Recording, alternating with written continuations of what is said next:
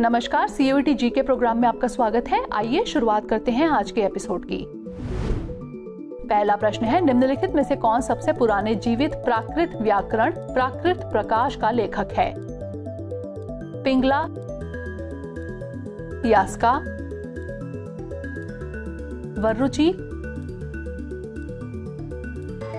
या फिर शौनक? इसका सही जवाब है ऑप्शन सी, वर्रुचि। ऐसा माना जाता है कि वर्रुचि प्राकृत प्रकाश के लेखक थे, जो प्राकृत भाषा के व्याकरण पर सबसे पुराना ग्रंथ है। वर्रुचि का नाम सम्राट विक्रम के दरबार में 9 रत्नों यानी नवरत्नों की सूची वाले एक श्लोक में आता है। अगला प्रश्न, निम्नलिखित में से कौन सी तरंग तब उत्पन्न होती है जब परमाणुओं में आंतरिक शैल इलेक्ट्रॉन एक ऊर्जा स्तर से निचले स्तर पर चले जाते हैं? इंफ्रारेड, एक्सरे, पराबैंगनी या फिर माइक्रोवेव? इसका सही जवाब है ऑप्शन सी, पराबैंगनी। विद्युत चुंबकीय तरंगों में दृश्य प्रकाश तरंगे, एक्सरे, गामा किरणें, रेडियो तरंगे, माइक्रोवेव, पराबैंगनी और अवरक्त तरंगे शामिल हैं। पराबैंगनी तरंगे तब उत्पन्न होती हैं जब परमाणुओं में आंतरिक शैल इलेक्ट्रॉन एक ऊर्जा स्तर से निचले स्तर पर चले जाते हैं।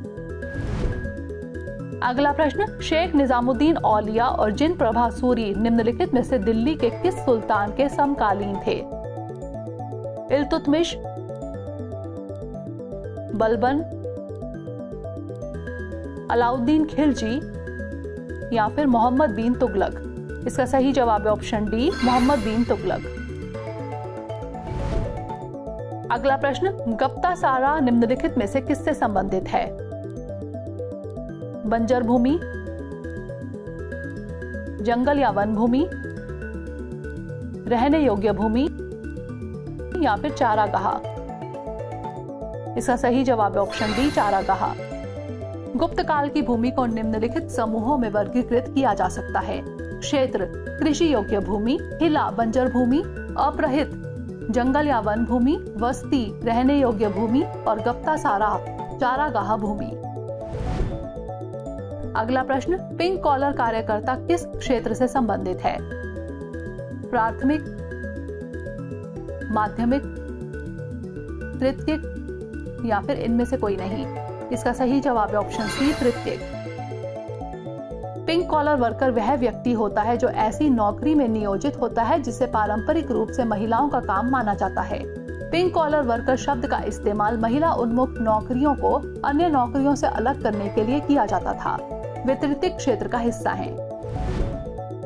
मॉन्ट्रियल प्रोटोकॉल में किगाली संशोधन पर निम्नलिखित में से किस वर्ष हस्ताक्षर किए गए थे? 1991, 2005, 2010 या फिर 2016? इसका सही जवाब है ऑप्शन डी, 2016। 15 अक्टूबर 2016 को मॉन्ट्रियल प्रोटोकॉल के पक्षकारों ने हाइड्रोफ्लोरोकार्बन के उत्पादन और खपत को चरणबद्ध तरीके से कम करने के लिए किगाली संशोधन को अपनाया। अगला प्रश्न, संगीत रत्नाकर की रचना किसने की? कालीपद, बराह मिहिर, तानसेन या फिर शारंगदेव? इसका सही जवाब है ऑप्शन डी, शारंगदेव। पंडित शारंगदेव का संगीत रत्नाकर भारतीय शास्त्रीय संगीत का एक ऐसा ग्रंथ है जिसे हिंदुस्तानी और कर्नाटक संगीत दोनों का आधार माना जाता है। अगला प्रश्न, गेहूं टुंडू रोग किस कारण से होता है? पाइथियम डेबारियनम, एल्बिगो कैंडिडा, क्लेवीबैक्टर ट्रिटिकी या फिर पुकीनिया स्ट्राइफार्मिस? इसका सही जवाब है ऑप्शन सी, क्लेवीबैक्टर ट्रिटिकी।